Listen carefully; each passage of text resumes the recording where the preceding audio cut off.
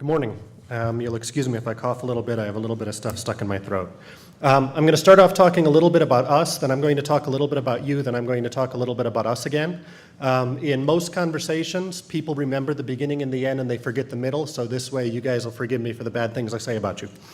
Stratfor is a geopolitical intelligence and analysis firm. Intelligence, of course, has a very bad name and reputation these days. It is seen as something evil, invasive, and horrific. I would argue that everybody is engaged in the process of intelligence every single day, all the time, in all aspects of their life. If you consider intelligence being taking data and information and turning it into knowledge, turning it into something that is actionable, that is accurate, and that is timely, then you're engaged in intelligence. When you drive down the road, you are predicting the behavior of the other vehicles around you, and you are adjusting before they make their moves. You are performing intelligence tasks in your head. When you go to the grocery store and you choose which product you're going to buy and which product you're not going to buy and how many of each you're going to buy, you're engaged in an intelligence process. Intelligence may in fact be the oldest profession as opposed to other things that have been called the oldest profession. From the time that Cain knocked out Abel with a shovel, people have been watching out of the corner of their eye to try to predict the behavior of everyone else. And that is the core center of intelligence. Our organization has been around since 1996-ish. It started as a think tank, realized it could make money. We are for-profit intelligence, which puts a particular spin on what we do and how we do it, because in state-run intelligence, you have a certain set of constraints, and within those constraints, it is, I should be accurate, but if I am not accurate, 100,000 people die, but I don't lose my job. In private intelligence, I should be accurate. If I am not accurate, my client loses $3, $4, $5 million, I lose my job. It's a different set of motivations. Both have their own sort of strengths, both have their own weaknesses. As we developed and designed our company, we studied state intelligence agencies. We determined how they worked, what their strengths were, what their weaknesses were, why they expanded to the size that they did, why and how they have created bureaucratic structures that in many ways limit their ability to be flexible, their ability to adapt and adjust to changes around them. And we work very hard to make sure that every one of our analysts is as uncomfortable as possible all the time. And that ensures that we stay nimble and that we stay focused. A few years ago, you may have heard of us in the news. We had this minor incident with these guys called Anonymous, and they kind of removed most of our data from our servers and deleted it all. They then took, give or take, according to their claims, about 5 million emails, sold them to WikiLeaks, and then published them all over the place. What was interesting about that in regards to us having to rebuild trust in our brand, in who we are and in what we do, is that where we were hit on the concept of trust was in fact not in the type of information and the quality of information that we deliver. We were hit in the way in which we manage other people's information, in the way in which we handled our clients' information. And it was the leak of our clients' names and of a lot of credit card data that really came and hurt us in regards to the level of trust. We lost a large proportion of our subscribers to our publication who were primarily subscribers who would use us, what I would say, for entertainment purpose, for general knowledge purpose. But what we didn't lose, surprisingly, is our business consumers, the people who used us to be able to assist them in making effective decisions. And so what that did is, to us, it reinforced that at the core, what we were doing and the methodology that we have been applying has a level of accuracy that is measured by the response from our customer base. How we were managing other people's information certainly was inappropriate. And therefore, we have done massive changes on that, and we've had to rebuild that trust. And that's actually a much harder trust, it seems, to rebuild currently than the concept of accuracy of information. Now, I want to go into the concept of professions. And the idea of professions and the idea of trust in professions and the collapse of trust in professions. And this is where we're going to talk about you, and then you'll forget all of this because it sounds really horrific when I talk about you, and then we'll come back to talking about me and you'll just remember that and it'll be great. So if you think about the Enlightenment, what did the Enlightenment bring about? The Enlightenment brought about the concept of reason. And it brought about the concept of reason, that reason could be focused, it could be studied, it could be learned, that we could learn, and that particular knowledge was not necessarily just descended from on high or innate within us, that it could be studied, that it could be through hard work, that it could be focused on, and then that it could be applied. So what this brought about is the rise of professions. Professions not in the sense of just vocations, but in the sense of intellectual types of things. So the idea that it's possible to acquire esoteric truth through hard work and discipline as opposed to revelation. The idea that a profession possesses a unique ethic, and that ethic allows that profession to be able to see and understand the world in a particular manner or through a particular lens. So in science, for example, the ethic of science is the verifiable. It is what can be seen, what can be demonstrated, what can be repeated. It's the physical, it's the natural, it's not the spiritual and the emotional. And that creates a set of constraints on science, and science must operate within that ethic. The elders of a profession were the ones who would identify, train, anoint, supervise their successors. A profession was internally policed. It made sure to keep itself honest. It made sure to keep itself truthful and to keep all of its people within the profession doing what they should be doing and having the skills to do it. So you could acquire money if you were in a profession. That was okay, but you couldn't acquire money at the expense of other people within your profession. It was not about self-aggrandizement. It was about the application of the skill as the ultimate goal of the profession. You needed an ethic of personal disinterestedness. In other words, the purpose of the profession was not to make myself better, not to make myself awesome and the guy who's invited to speak, but it was to be the acquisition and application of knowledge. The money, the support, the fame and things were secondary, tertiary. They may have come, but they were not the intent and they were not the goal. So in short, certain skills could be learned, but only through hard work and a desire to apply those skills within the ethical constraints of that profession. Anyone who abused their knowledge, who tried to practice without complete knowledge, was blacklisted or shunned by the profession. The elders reinforced the purpose of the profession as the application of the skill, not the personal benefit from the application of the skill. By the time we start edging into the 20th century, we see professions breaking down. Okay? Now, why do they break down? And I'll give you a hint. It is not the internet, because they are breaking down, and trust in professions is breaking down long before the introduction of the internet. So when we talked about the democratization of information yesterday, that may exacerbate the collapse of trust, but it was not the cause of the collapse of trust. Number one, professions largely stopped being self-policing. The idea that you could have a malpractice suit suggested that the profession was no longer taking care of internal problems. It was hiding problems, it was not talking about problems, it was ignoring them, it was allowing poor performance within the profession, and that undermined the overall profession. The second, advertising and self-promotion. How do you tell the professional from the businessman? How do you know that what they are doing is practicing the profession and not simply identifying themselves as the most critical person and the most critical element? They become competitive with one another. And therefore, you cannot trust that what they are doing is in your best interest. What you know is that what they are practicing is in their best interest. And these two undermine the concepts of professions. Now, this is not exclusive to medicine. It hits intelligence. It hits banking. Okay? At one point in time, bankers would say, oh, yes, this is legal, but it's not right, and I'm not going to do it. Anybody ever seen It's a Wonderful Life? Best movie ever made. Only movie I still cry in. Think about George Bailey and Potter, two bankers who both effectively follow the law, except for that little stealing the money moment. One of them has a strong ethical component in the way in which they apply it, and one of them is purely based on the law and the self-aggrandizement.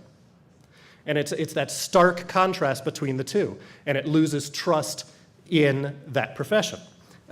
In law, the idea of frivolous lawsuits would never have been accepted in the past. They're the most common type of lawsuit you see now. It is also about the self-promotion of the individual lawyer. Not necessarily of their skills or anything like that, but the individual lawyer. So spill hot coffee on your lap, make a fortune, and the lawyer will encourage you to do that. So trust in the legal profession goes down. In the medical profession, I want to be a doctor because I want to help people. Or you should be a doctor because they make a lot of money. The concept, the underlying ethic of the profession changes, and therefore the external trust in the profession changes. What the Enlightenment originally celebrated was reason as the ethical foundation of life. Remember, the Enlightenment was driven by the idea of demonstrating the existence of a deity through natural laws. What we've come to in the extreme in the 20th century is the embrasure of reason and the abandonment of virtues that initially drove the Enlightenment. So it comes down, the only common moral is mine. The individual becomes supreme above the concept of application of the skills and the knowledge. So if we look at medicine, medicine is a very complex system. If you can understand the complex,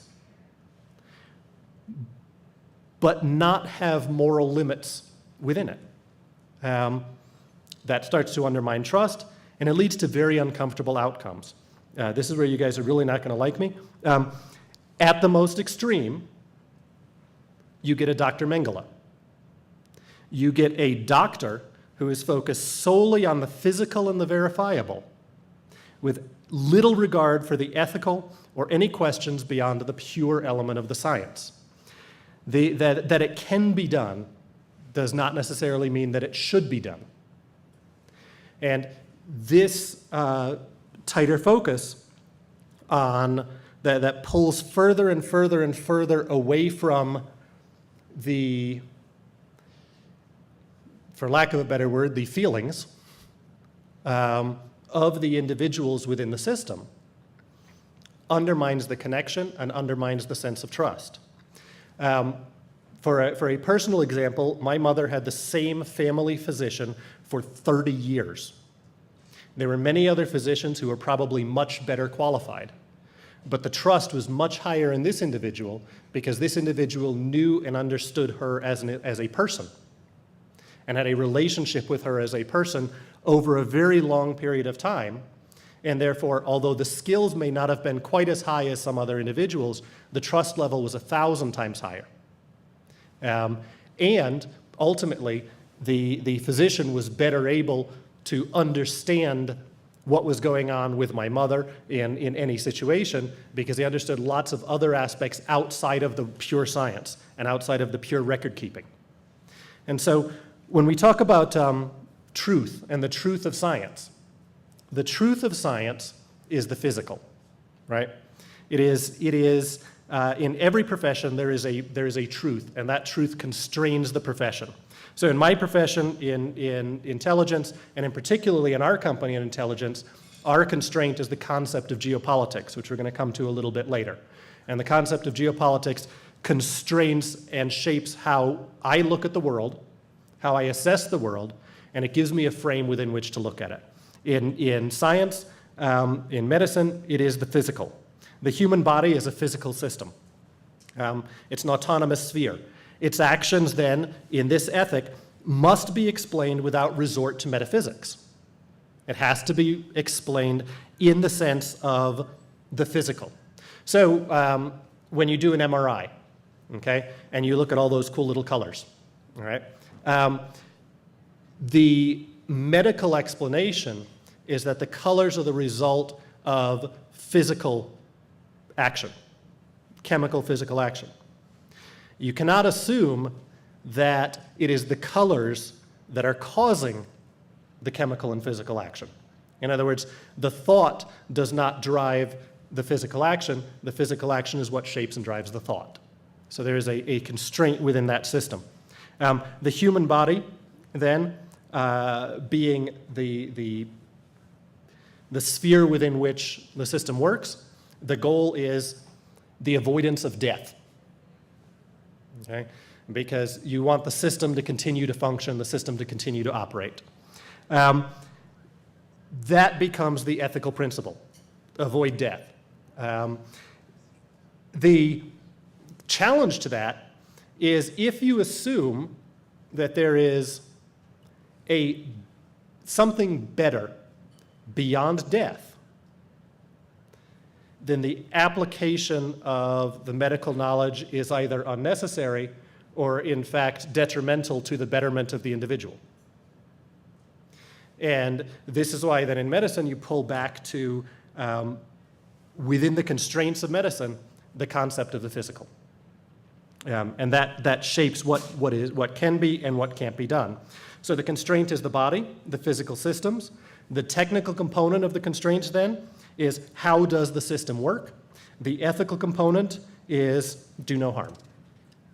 And that creates the model in which it works. At our company, we also have sort of a system, we have a technical, we have an ethical element. So if we were to look at it, we begin with an intellectual framework. We begin with a vision of how the world works. We apply geopolitics. Now, geopolitics as a concept has gotten a very bad name. In the past, it was used as a deterministic principle. It was misapplied and misused to assert certain nations had the right to dominance over other nations and things of that sort. At its basic level, what geopolitics does is it describes the unfolding processes in the world. It roots us in those processes, and it ultimately tells us what will happen. It doesn't tell us when it will happen, it doesn't tell us how it will happen, but tells us what will happen. If you go back to yesterday's, that volatile, uncertain, chaotic, and ambiguous, that the world is unpredictable, we deny that as a company. We firmly believe the world is predictable. We're a forecasting company, it's within our name, and we believe that if you look at the systems of the world, you can understand and predict the world. Just as in medicine, if you look at the systems of the body, you can understand and predict certain things that are going to come as the result of other things. You understand how the system works. So we believe that there is a system, that the world has a system, and if you look at the world through this system, you can understand it, and you can ultimately predict broad trends, smaller patterns, and even at times behavior and individual behavior. So geopolitics tells us in our worldview, humans are motivated by interests and constraints. All humans have interests, all humans have constraints on them. Okay?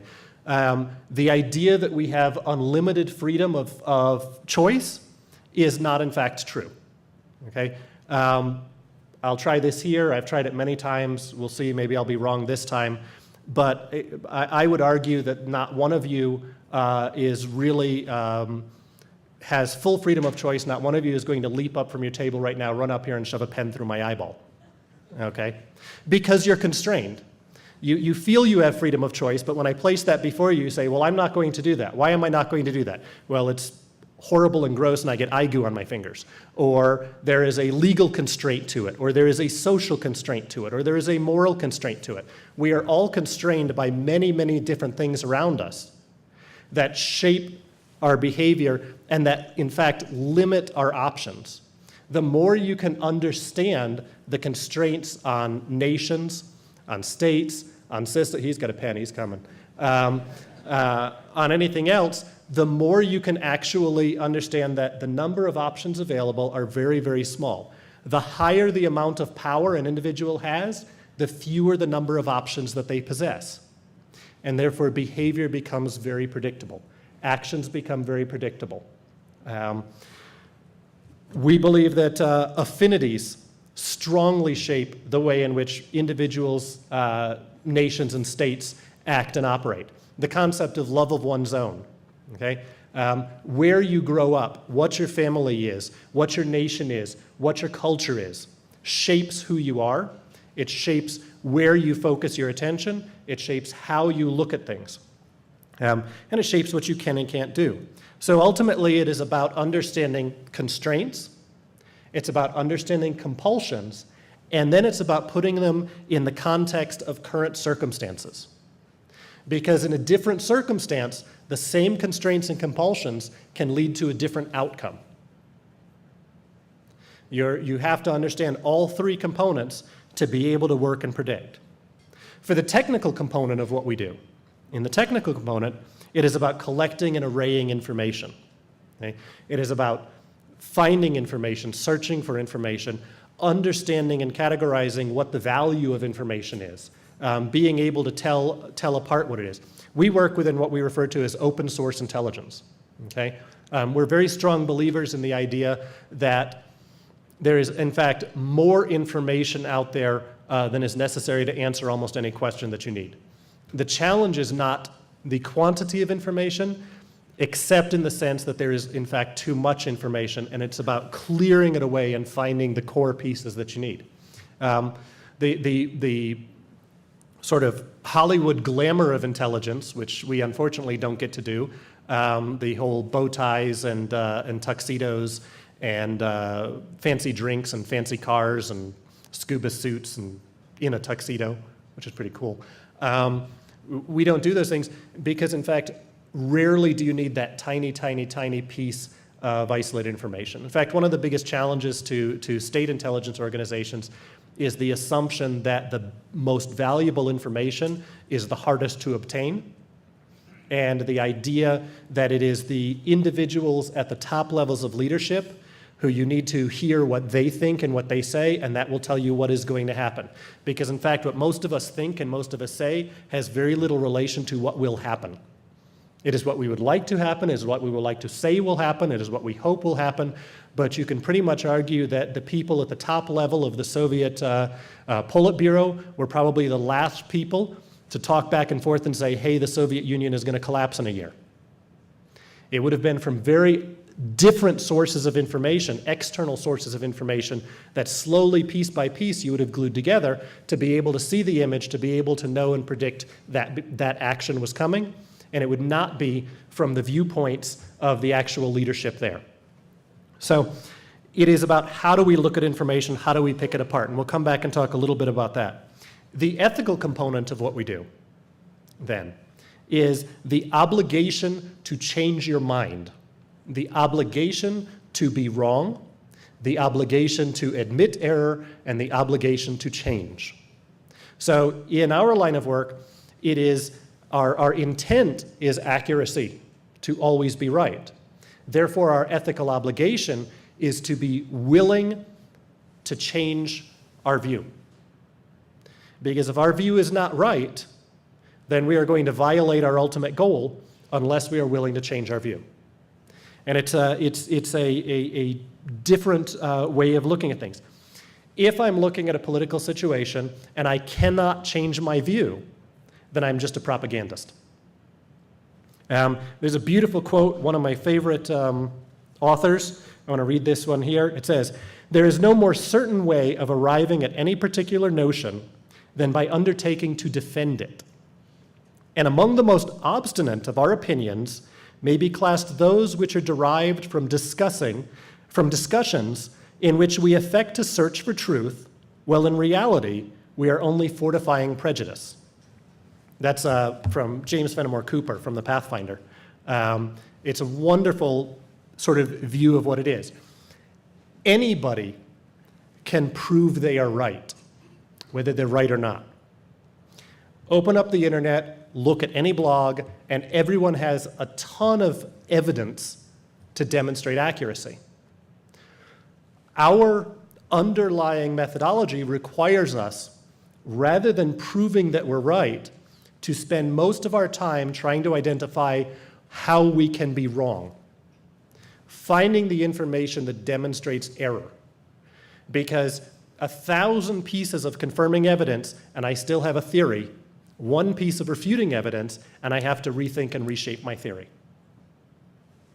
And so that works towards this concept of accuracy. Now, it is a pain in the rear, constantly having to second guess yourself and constantly having to challenge yourself. But it is part of the ethical obligation of the line of work that we're in and of what we do. So we also have to keep personal morals out of how we look at systems. So there is no good and bad. A leader is neither good or bad in the sense of morals. A leader may be effective or ineffective. They may have made good, decisions that fit their outcome or decisions that did not fit their outcome. They may have made decisions that they had hoped for one outcome and what came ultimately undermined their position, but they are neither good or bad. In the same way that in the medical profession, there is no good person or bad person, everyone is treated equally. Each person receives treatment whether they are a saint or a sinner, it doesn't matter either way. So we have to keep personal morals out. It's very difficult at times to do that, so it requires a constant focus on who am I, what are my biases, what are the way in which I have been shaped. Okay? I'm a white guy who grew up in the Northeast and now lives in the South. That has a huge impact on the way in which I visualize the world. And I have to constantly be aware of the assumptions that are within me as I'm looking at information to understand the biases through which I see and perceive information. I've lived in Korea, I've spent a lot of time in East Asia, but I've never been to Africa. And so, again, my perception is shaped by those. Saying I've been to Asia doesn't really mean much because having been to China doesn't mean I've actually been to China. It's like I was talking to someone a couple weeks ago and they had some friends from Kenya who were moving to the United States. He lived somewhere in western Montana. They were going to Michigan. And they sent him a note and said, hey, we're coming to the US now, we can see you every day. And he had to send back and say, do you know anybody in South Africa? Well, that's about the same length of distance between you and me here. So size changes how we're going to see. So every one of us is going to be a different individual. We all have our own personal biases, unintentional biases. Okay? Everybody can be aware of their intentional biases, and you can kind of try to work around those. But everyone has unintentional biases built into them based on who your family was, where you grew up, what your financial circumstances were, where you've traveled, what you've seen, what you've done, what you haven't done, what you've experienced, what you haven't experienced. And those shape how you react to other people, how you react to other stimuli, how you react to other information, how you process information. The challenge is to, as much as you can, be aware of that in yourself. And then when you are looking and working with other people or trying to identify how other people are thinking or acting, what is it that shaped them? Don't project what shaped you onto them. When we talk about empathetic analysis, and we do a lot of what we call empathetic analysis, it is not feeling good for somebody or saying, oh, it's okay that you're Kim Jong-un and you got stuck in this horrible position and now you have to run this horrible country and launch missiles and things like that. But it's okay, I like you anyway. That's not what we mean by empathy. Okay? What we mean by empathetic analysis is, I don't ask, what would I do if I was Lil Kim? I ask, what would he do if he was him? In other words, what are the things that have shaped his worldview? What are the things that have shaped the way in which he sees? What are the things that constrain him? Okay? He's not a all-powerful dictator. There is a very, very clear, solid system that works in North Korea in the way in which it works, and he must work within that system. And if he wants to change or alter that system, he is at risk of that system pulling him down. So understanding an empathetic analysis, all of the things that make up the internal biases of the individual that we are looking at are what allow us to better perceive how they are going to interpret information and therefore how they are going to act on that information. What they may do is always constrained by what they can do. Okay? And the number of things that they can do is significantly constrained by who they are, where they're from, what their personal biases are, and things of that sort. So that's a large component of it. In medicine, we talked about the realm of medicine is the body. It's the interaction of internal systems and internal systems with external factors. In our line of work, the realm is the world. It's the interaction of nations and states. It's the way in which they move and they interact. So as we build our views of information, we have a frame. Now, Our frame of geopolitics is not unchallengeable. We have to have it as challengeable. It is not absolute truth. However, over time, you can hold on to that frame by assessing whether or not it has a track record of accuracy. And the longer it has a track record of accuracy, the more you can be confident in it, but never, never, never fully complacent. And so we're constantly watching what we do for our track record. We have in our organization a set of forecasts that we build out. And the forecasts are a decade forecast, which happens every 5 years, because 10 years is too long to truly say, well, if you wait 10 years to see if you're right or wrong, that's kind of cheating. So we have a decade forecast. Nested inside the decade forecast or annual forecast. Nested inside the annual forecast or quarterly forecast. And as we review each one before we go into building the next, we write up a report card. We write up a right or wrong scorecard. We publish our scorecard. We publish our scorecard with A's, B's, F's, D's, not only in what did we predict that did not happen or did not happen in the way we predicted, but more importantly, what did we fail to predict that was actually significant? So I can have 100 accurate predictions of insignificant things, and I'm actually relatively useless.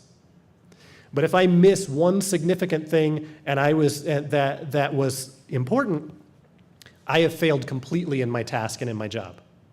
And so keeping a public record and admitting error actually strengthens trust in the organization. Surprisingly. So it's not the opposite. Hiding error, constantly having the CYA reports that you can come out and say, well, we had this option or this option or this option, and we said this one, but this one happened, but okay, it's on the shelf over here, so it's okay. Or hiding error or trying to justify error over and over again. There's no justification for error. You may then use that internally to reassess processes, to reassess viewpoints, to reassess the core view and the core lenses through which you look at information or through which you act. But being very, very public and very, very open with error engenders trust. It doesn't remove trust. Think of the way you deal with your children. You always tell them you have to admit that you were wrong and you have to apologize. And then when you're an adult, you never admit that you're wrong and you never apologize. You simply hide it or justify it. That's a violation of trust. Because if someone discovers or finds that there was one hidden error that was never admitted and that was hidden to the side, how can they trust that there are not 100 or 1,000 within there? So being willing to admit error becomes a critical component of the ethic of intelligence and, in fact, the ethic of life, particularly if you're seeking to engender trust. From geopolitics, we build another layer. We build what we call a net assessment. A net assessment is a virtual model. A net assessment allows us to see the framework now of constraints. It allows us to visualize what is the now. It's temporal. It's a moment in time. The net assessment also gives us the ability to forecast, because by reducing the number of options, we then look at the compulsions that are coming against countries, systems, players, individuals, and we're able to predict the next steps or the next actions that they're going to take and the most likely next actions. If you study states, if you study countries, if you study peoples, and by studying them, this doesn't just mean reading history. It means reading literature. It means listening to music. It means eating food. It means smelling the smells, tasting the tastes, engaging, discovering with the culture. You will find that there are behavioral patterns that have given rise to stereotypes, but stereotypes exist for a reason. There are certain behavioral patterns that become coded into individuals or systems that give you a reduced set of likely options for predictable behavior. The way in which I work with a large scouting organization, and half of the individuals I work with are in English-speaking clubs, and the other half are in Spanish-speaking clubs. And they operate fundamentally differently. Despite the fact that they're in the exact same organization, they have the exact same set of rules, bylaws, pledges, laws, structures, classwork, organizations, and things like that. There is an underlying cultural difference, and the way in which I interact with each of them is therefore different. The information that I convey is exactly the same. The outcome I desire is exactly the same. The interaction becomes different. And so that's, again, a component of empathetic analysis, is truly understanding what shapes the evolution of the culture and then up to the individual for how they're going to likely be able to move and interact and what constrains their options. We then go into the next layer down, which is the very tactical layer, which is the collection and assessment of information. Again, the world is awash in information. There's too much information. Now, one of the challenges of information that we see is that a lot of information is redundant, a lot of information is relatively useless, and the way in which the computer has allowed us to rapidly access information has also created ways in which information is now sorted, managed, and manipulated based on preference rather than based on accuracy. So the more people look at something, the more likely you will be to see that thing. And that doesn't necessarily give you a guarantee that that is accurate. The grand experiment of Wikipedia is a wonderful thing, except that who judges final verification, verity, and accuracy of Wikipedia? Well, they say the masses. It's the democratization of information. Well, the democratization of information is the dumbization of information. It stupids it down. It takes information and puts it to the lowest common denominator, because that's what the democracy of information frequently does. Now, there are great things in the democracy of information used effectively and used properly that allow the movement of ideas that wouldn't have been connected in other ways, and that allow people who can make the judgment calls and who can really step back and look at it to pull out the right pieces. But in general, what it does is it takes what is considered conventional wisdom, and conventional wisdom by its very definition is not wisdom, and pushes that to the top of the queue and makes that what is most readily available, what's most readily accessible. And that's what perpetuates misunderstanding. It's what perpetuates, I would say, a much more simplistic understanding. What our role is in our job is to make things simple but not simplistic, to make the complex understandable but not to make it stupid. And as we look at information then, we have to look at it in multiple ways. If you ever read a news article, usually the significant information is probably about one sentence somewhere in it. The rest of it is kind of fluff. I thought it was great, the presentation yesterday showing the computers writing sports articles. What are the elements that are chosen in there? Why are they even chosen in there? Who's making the conscious decision that this is what you need to know, as opposed to just a flood of information going out? So as we look at information, we look at different things. What are the biases in information? Well, any information that is published information has been processed through usually at least one or two people, if not more and more and more. Okay? So understanding those individuals' biases becomes really important. Where and how did they acquire the information? Where did they see the information? When you hear about a reporter standing in the middle of a protest and telling you how many protesters there are and what those protesters believe, okay? Let's say there's 10,000 protesters. Well, if I'm in this room, I can see all of you, but that's about as far as I can see. I have no idea what's going on this campus. I could tell you as an observer that this is what's going on this campus right now, this room, people falling asleep while I'm speaking during breakfast. But I can't truly tell you what's going on out there, what's going on much further. The second is, I could walk and sit down at a table, and last night I sat at one table, and I understood and listened to most of the conversation at that table, and I could explain to you the conversation at that table, and then what I would do is extrapolate and assume that the entire conference is the conversation of that table. And it isn't. It is by far not that. But the individual has a limit to the amount of information they can collect and see, and therefore they process just that, but they then, in the publishing world, apply it to the whole. And they make that the whole. And so as it goes up through, you then move it through secondary and tertiary editors, a person who's nowhere near the source, who doesn't know all of the other little elements that have given it context, who then says, well, that's not interesting, so I'm going to move that to the side. I'm going to keep the interesting part here. And it goes through one more, and by the time it gets to you, the information is so far from truth, but is presented as truth, it's very hard to dig through. So some of the things that we have to do is try to trace back sources of information. Constantly dig all the way back through. Well, where did this piece of information come? Where did this come from? How far back can we get?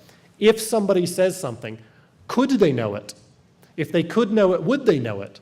If they would know it, would they share it?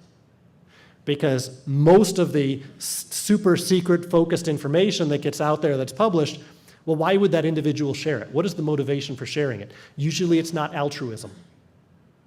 Usually they're sharing it to shape views, to shape opinions, to shape directions, to shape the way in which information is perceived. Now, this applies whether we're talking about international relations. It applies whether we're talking about should I buy a Volvo or a Ford?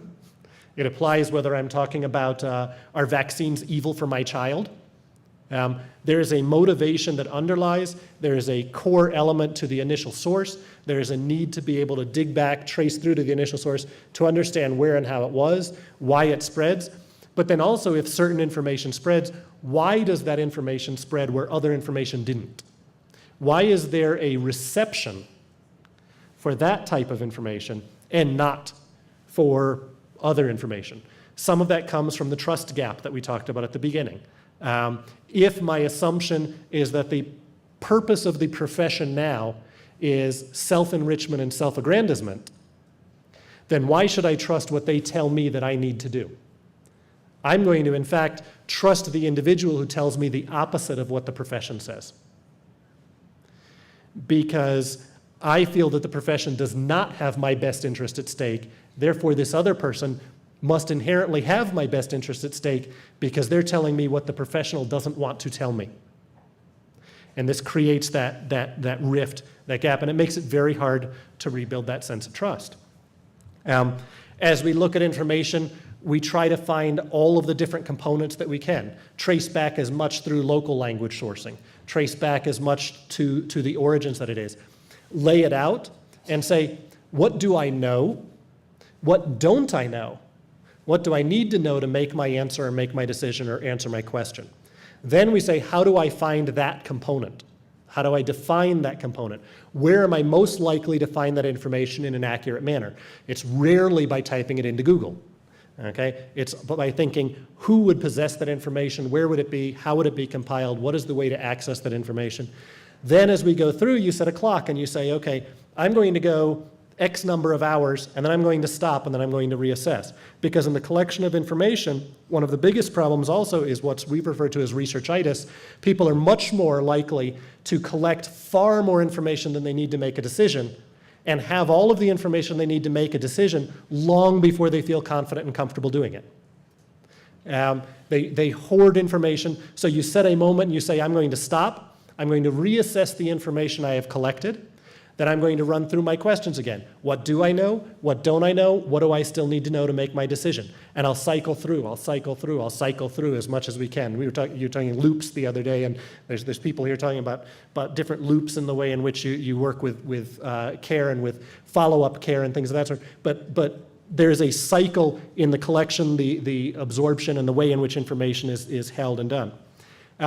And then the final is the way in which people adapt to information. So I am more likely to believe somebody I speak to than something I read. I had a Volvo 960 wagon, 1996, beautiful black gray leather interior. It was the Darth Vader mobile. I played the Imperial March everywhere I drove because it was awesome. Okay? The problem was that when you hit the highway, when you turned on the air conditioner, 3 cylinders of the engine shut off. Okay? Minor wiring issue. All right. Well, I shared my experience with many people. The people I shared my experience with believed my experience much more than car and driver on the value and the quality of Volvo. Because there was a personal connection, and I spoke to them face to face, and I had a personal story and a personal testimony and a personal thing that I could present, and it was more powerful than all of the technical data laid before them. And that is one of the ways in which the brain is wired. We're more likely to believe that. We're more likely to believe the first assumption that we make and hold to it and hold to it and hold to it long after it's disproved. Because we're wired not to want to be wrong. We're wired to want to be right. So arguing with someone over and over again, well, you're wrong, you're wrong, you're wrong, only reinforces their belief that they're right or their resistance to admitting error. It makes it very difficult. As I said at the beginning of the speech, information at the beginning and the end of a conversation is always more memorable than information in the middle. When we're collecting information from individuals and we want to sort of, where there's a really key point that we want to get, but we'd rather them not know that that was the key point we want to get, you always bury it in the middle of the conversation. You make sure that it flows naturally to that point, you make sure it flows naturally out of that point, and they remember how you opened and they remember how you closed, and they never remember which piece of information you were looking for. But in engaging with individuals, it is what comes right at the beginning and what comes right at the end that they remember. It's not the whole center part. They just don't hold on to that. There's a guy who used to be a head shrinker for the CIA called Richards Hoyer. Worth looking up his book online. The CIA has published it. It's basically a collection of his articles on looking both at the way in which people think, at the way in which they process information, at the way in which intelligence and ideas can be processed. And it's from a series of articles he wrote during his time at the CIA. And he really goes into a lot of discussions about these things, about the idea of the way in which the brain will intentionally skip over anomalies. As an intelligence company, we focus exclusively on the anomalies because those are where we have to have our attention. We have to know that. In the end, and we got to go to Q&A, in the end, though, to clear the mistrust in intelligence, we have to be accurate. We have to constantly have a reputation of accuracy. We have to have the obligation and the strength to admit error and to change viewpoint as needed, but to hold fast when it's not needed. And then in the end, we have a requirement of what we would call disinterested honesty. And that is, it is not, I do not care in some sense what the outcome is. I care what the accuracy is that I present. I had a client, they hired us, they asked us to predict a certain set of whether their product was going to get into a certain location. In the end, I came back to them and I said, here's what the vote is going to be. It's going to be like, I don't know, 5-4 against, you're not going to get in there. They got mad, they didn't pay us. I didn't care because I was going to be accurate with what I get them, and that was the important thing. The more I can retain my sense of being accurate without worrying about the implications for me, the more that I can engender that trust from those who come to me for information, and the more I am willing to let my ego step to the side and say, you know what, customer, I told you this last week. The more I've been looking at it, I was in error. Here's what you need to know before they ask me. I don't hide it. I don't hope they don't see it. I actively go to them and tell them error, the more I'm able to build trust. And so disinterested honesty, that it's not about me, it's not about aggrandizing me, it's not about aggrandizing my brand, it's not about me making money, but the whole goal is about accuracy of information in a timely manner, in a way in which it can be acted upon, allows that level of trust to be retained. And we've got a couple minutes for Q&A.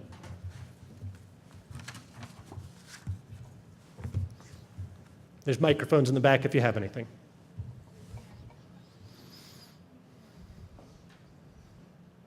I just wondered if you could take a minute to explain to our group how... I just wondered if you could take a minute to explain to our group how you apply the concept of disinterested honesty to a healthcare setting where the doctor, the expectation, folding this back into our theme of the consumer experience, right, and meeting the expectations of the patient, irrespective of the outcome, although we care about the outcome. In that medical setting, how do you apply disinterested honesty when the patient assumes that the provider cares about the outcome? I mean, we don't, you don't want I understand that you don't want the physician or the caregiver to be personally invested in how the outcome reflects on them necessarily, but can you explain that a little bit further? And how this applies? The impossible challenge is to separate the financial aspect from the medical aspect. In other words, that as a patient, when I walk into the system, the first thing that I do is go up and they say, can I have your insurance card? Not what's wrong with you, not why do you need to be here, how much money can you pay me to see if I will see you? That automatically breaks that and makes it very, very difficult to make that adjustment. It's the way it is. I recently went through, I woke up one morning, 2 of my fingers wouldn't move. I went to the doctor, they said, I have no idea, go to the hand doctor. I went to the hand doctor, they said, I have no idea, let's do an ultrasound and an x-ray. They said, I have no idea, let's do an MRI next week. I finally got to the MRI. They had a week to wait on the MRI. I got back to the doctor, by then my fingers were moving again. Doctor said, I don't know what it was. I said, so next time, basically, instead of coming to you, I should just wait 2 weeks or 3 weeks and save $1,000. And he goes, well, I don't really want to say so, but yeah. The idea right now, when you walk into a system, is that money is the primary question. Secondarily is, can I assist and help the patient? There are stories going on you hear all the time. There was a story on the radio last week of they were doing interviews with a guy whose kid was dying and he had to go into drug running so that he was able to pay the bills, so the hospital gave him medical care for the kid instead of hospice care for the kid. It is finding a way to break what is perceived right now as the financial component from the care component. And I don't have an answer on how to do that. That's for you greater minds to figure out.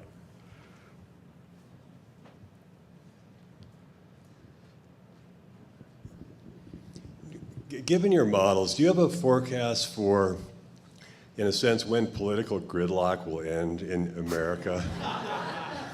Well, 1 or 2 election cycles, it's going to end. I mean, the forces are going to be on there and it's going to break. Just likely swing back into a much more conservative run if you look at the way in which demographics are going and if you look at the way in which sort of the viewpoints are going. I think we're reaching the extreme of the concept in America of the only accurate moral is the individual moral. And we're coming back to a point soon where there's going to be a sense that, no, there should be a common sense of moral. There should be a common sense of ethic. And that's likely going to mean that, at least for a brief period of time, a conservative resurgence in America.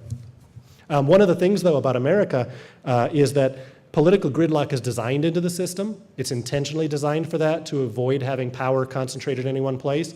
And America, as currently the center of the world system, has a huge amount of ability to absorb error and stupidity for long periods of time without fundamentally undermining the American system.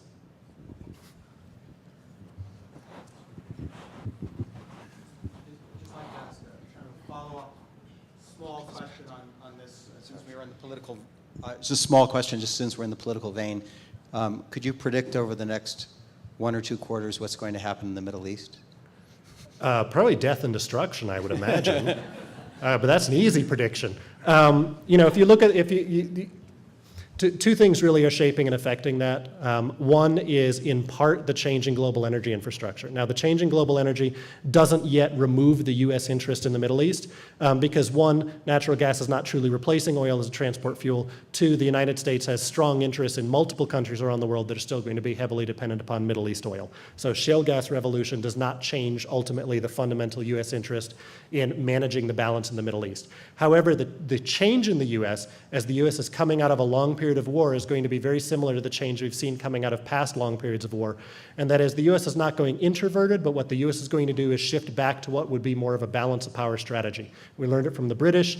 It's a great strategy. What it means is that we accept a certain amount of chaos, so long as no single individual power can ever be strong enough to fundamentally challenge our interests. So I would imagine we're going to see a fair amount of chaos continuing. The continued, I would say, federalization of Iraq will probably take place so that you really strengthen the various components. And the Middle East is one of these places that's it's tainted by artificial borders written by the British that really do not match any underlying political or social reality. And therefore, it's destined to have chaos, except during the period of time of the Cold War, where you had 2 major systems holding that rift zone relatively stable because major chaos in the rift zone would have ignited the conflict between the West and the East. Because we don't have that anymore, I would say that over the next 5, 10, 15 years, you're going to see a greater amount of global chaos rather than a lower amount of global chaos, but it's going to be considered acceptable ultimately by the United States. I'd like to push back a little bit on the idea that the internet and the volume of information and the way that it's garnered and distributed is not responsible. You asserted that it's not responsible for the decline in trust. I said what I said, and I'll let you go in a minute, but what I said was it's compounded it, but it's not responsible for the origin of the decline of trust. Okay, then I'll buy that a little bit more, but I think it's important to, in my view, to appreciate that the organization of the professions is one that's based in the public trust, and the privileges accorded to professions are those around trust. And most institutions, as they become aged and rigid, end up in the protection of themselves rather than the public trust. And frankly, when information becomes available in a way that can be garnered and distributed in completely different ways, one circumvents the professions as opposed to aligns or comes behind the professions. And so maybe the answer to your assertion is that the professions, particularly the medical profession, and I think it's relevant in the consumer arena, haven't been out in the forefront of helping organize and distribute information in a way that's consumable, that's valuable, that's executable, and in fact relates both to culture and a whole host of other things that the system hasn't been good at. So I think that one has to focus on the volume and distribution of information as it relates to this revolution. I would say information is certainly a major component of that, but I would also argue that unless the trust wasn't already breaking down, the new information wouldn't have created the major challenge. So the Gutenberg Bible and the distribution of the printed Bible only spread rapidly because there was already a perception of corruption within the church, and it allowed Protestantism to flourish. Had it happened at a different moment, it may not have had the same impact. The trust was already breaking down. The internet has exacerbated that, and it certainly is a place to start to rebuild the trust. But I would argue that the two key components of rebuilding trust, number one is self-policing within the entity, ensuring that there isn't the acceptance of bad or poor doctors, of doctors who don't have the best interest of the patient in mind, assuring that the same within insurance. We're not going to let insurance off the hook here, or any other aspect of the medical profession. And then the second component would really be moving back away from the personal aggrandizement, the idea that it is this physician versus the physician.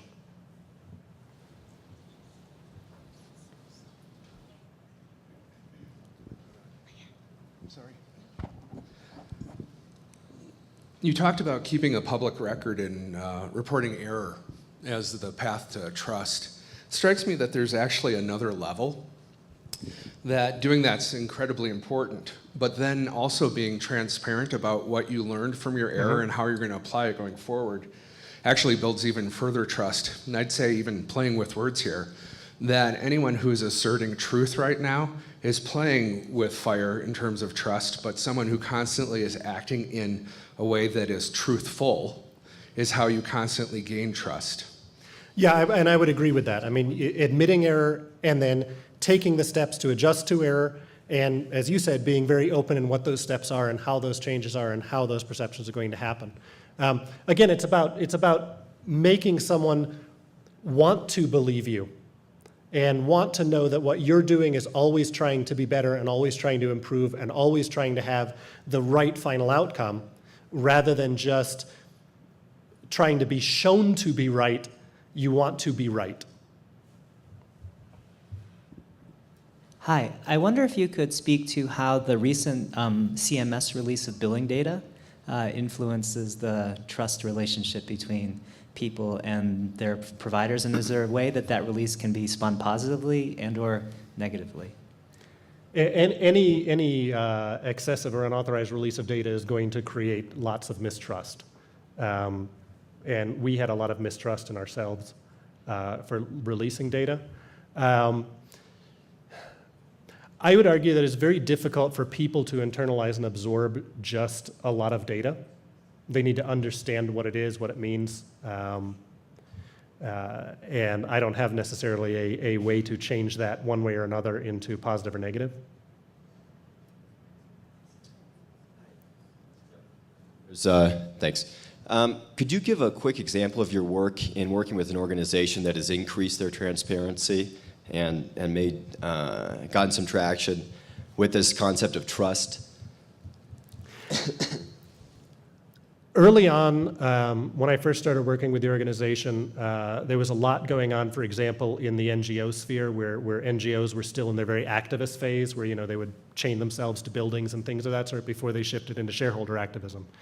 And one of the places where open transparency actually assisted companies in regaining certain elements of trust and certain elements of support was certainly in extractive industries, timber, mining, things of that sort, where becoming much more transparent both on the errors that they were doing and then on the steps they were taking to rectify the errors, to rectify elements in pollution, to rectify elements in the destruction of native lands, to rectify elements in ripping off the local countries, things of that sort, allowed them, at least in part, to begin to re-engender trust and ultimately put them in a position where they began engaging in dialogue with the very elements that were working to undermine them, and instead embraced those elements and allowed them to work together to try to improve it. Now, they didn't ultimately change their behavior 100%, and they're still all evil, but they are my customers, so it's okay.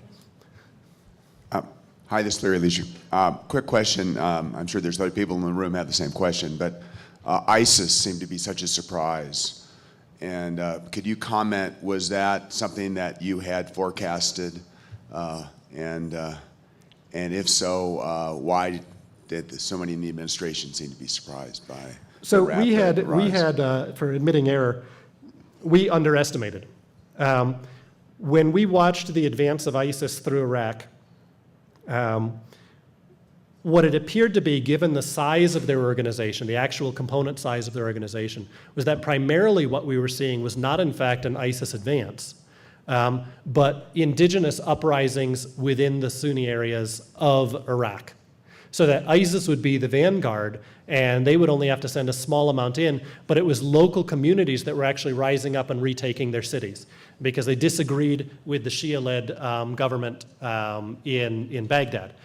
It was not, in fact, necessarily full support of ISIS. Once ISIS had led those uprisings, they were able to start to reinforce some of their authority over those areas. If you look at what they've been able to do at this point, they've been able to take a certain area of land, but it's an area of land that only has an indigenous population that is not necessarily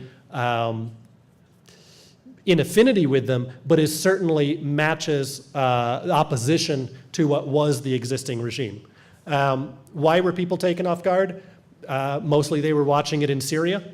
They weren't looking at the advance in Iraq, and they weren't looking at the speed. I think there was a failure to assess the ineffectiveness of the Iraqi army. That the Iraqi army, there was an intentional move in the U.S. to emphasize that they had well-trained this bit of Iraqi army, but unit cohesion wasn't there, and it fell apart in the face of opposition. Which is slightly different than what we were seeing, say, in the Kurdish area with the Peshmerga, who had been a unified, structured military entity for much, much longer, and therefore they were able to resist better what we were seeing as the push by ISIS.